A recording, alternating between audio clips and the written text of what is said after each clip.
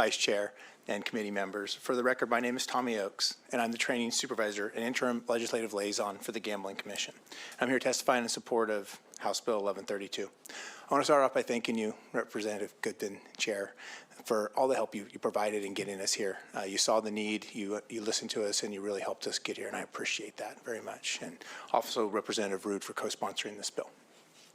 I'd just like to tell you the why of why this bill's needed. Currently, right now, under state law, I could hire anybody, give them a badge and a gun, turn them loose, and no training is needed. That's state law. Obviously, I have a problem with that. I was a cop in California for 22 years before I came out here, and I see this as a big problem.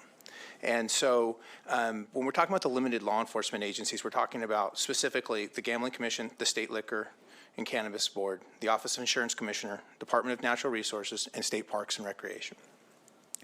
Right now, like I said, we can hire anybody, and what we want to do is we're codifying what we're already doing. We send people to training. We send people to the academy. We do that now, and we want to codify that and kind of follow that same thing we've been doing for years, and that's the big thing. And this bill really addresses the three main parts: training, certification, and standardization.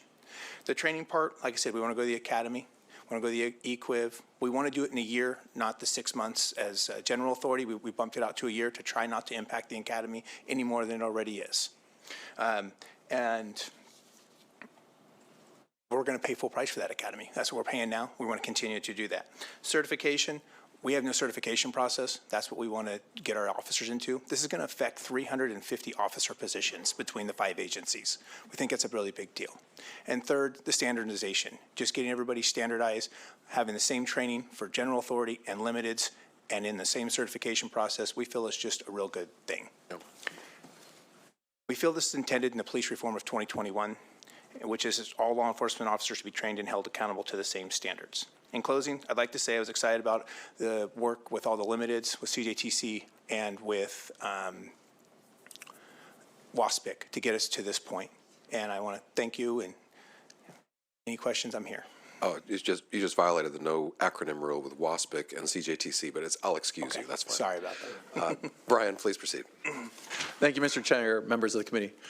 Brian Considine, Legislative Director for Department of Natural Resources. Happy to be in front of this committee again. It's been a while. Yeah. Tommy did a great job in giving you an summary. Staff did a great job. So I think it's really quick, sweet. I was here when 5051. I was in the Tommy's seat. We knew that there could potentially be some interesting situations that get created because limiteds weren't brought in. This is a great bill to bring us in now. We're excited to come in. I think it simplifies things.